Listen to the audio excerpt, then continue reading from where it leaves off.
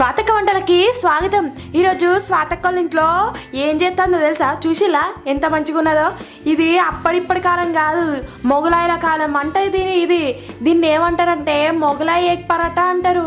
దీన్ని ఎట్లా వేయాలి, ఏమేం కావాలో చూద్దాం. మరి గుడ్లు 4, మీరు ఎన్ని చపాతీలు చేసుకుంటారో ఎన్ని పరాటాలు చేసుకుంటారో అన్నికి సరిపడా గుడ్లు తీసుకోవాలి.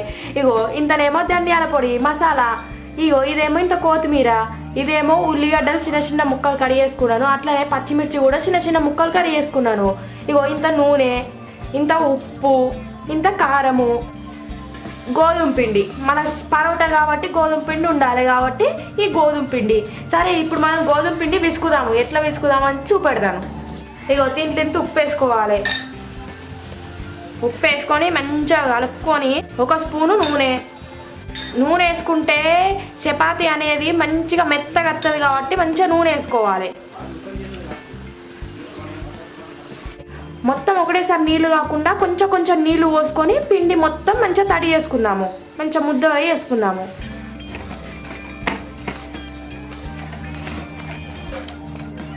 ఇగో ఇట్లా మెత్తగా మంచిగా తీసుకున్న తర్వాత దీన్ని ఒక 10 నిమిషాలు పక్కకు పెట్టాలి. పక్కకు పెడితే ఇది అనేది మెత్తగా ఇంకా మంచిగా రొట్టె అనేది ఇంకా మెత్తగా వస్తుంది కాబట్టి మంచిగా వస్తుంది. ఇట్లా ఒక 10 నిమిషాలు పక్కకు పెడితే దీన్ని ఇప్పుడు 10 నిమిషాలు పక్కకు పెడదాం. ఇక గిన్నె తీసుకొని గిన్నెలా ఇంత గుడ్లు కొట్టి పోసుకోవాలి.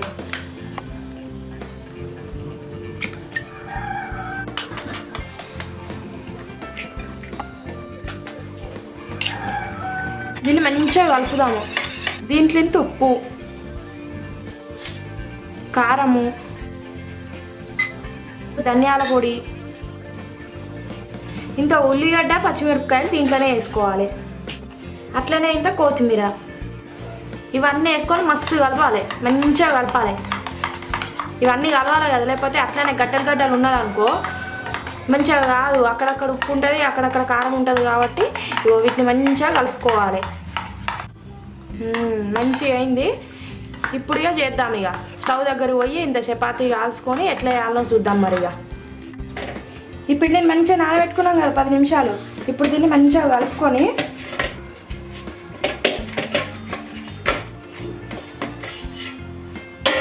చిన్న చిన్న ముద్దలు వేసుకున్నాం.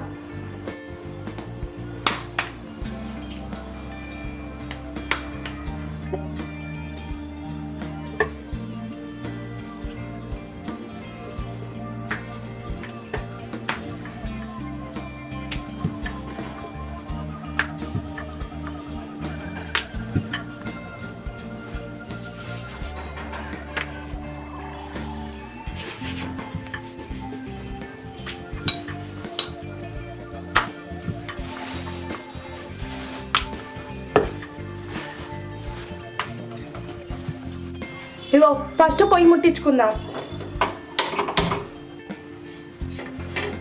పెనం అనేది వేడి కావాలి. చపాతీ వేసుకోవాలి. ఈ చపాతీని బాగా కాలవద్దు, కొంచెం అచ్చిపచ్చిగానే కాలవాలి. దీంట్లో ఇంత నూనె,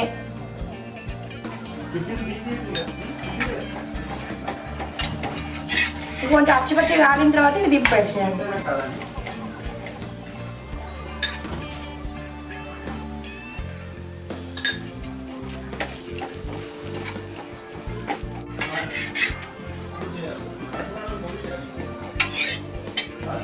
ఇట్లా కాలిన తర్వాత ఇప్పుడు దీన్ని ఇటు తిప్పేసుకొని మిక్స్డ్ దాన్ని దీంట్లో పోసుకుందాం. దీన్ని ఇప్పుడు ఇట్లా ఒకటి, ఇట్లా ఇటు, ఇది నిమ్మలంగా చేసే పని. ఆగరాగరం చేస్తే ఇది మొత్తం మాడి మసిపొగ్గ అవుతుంది కాబట్టి దీన్ని మంచిగా నిమ్మలంగా కాలవాలి. ఎక్కువ మంట మీద కాల్చిలు అనుకో అప్పుడు ఇది మొగలాయిది కాదు అయ్యేది, మాడిపోయేది అయ్యేది. కాబట్టి దీన్ని మెల్లగా మంచిగా కాల్చుకోవాలి. దీంట్లో కొంచెం నూనె పోసుకోవాలి. ఇప్పుడు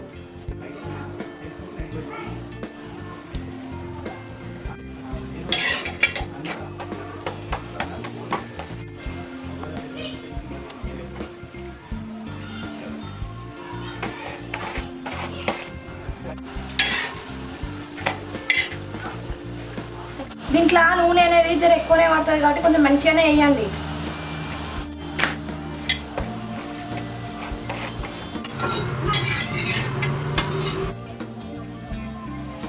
దీన్ని మంచిగా ఇట్లా కడిగి చేసుకుందాం.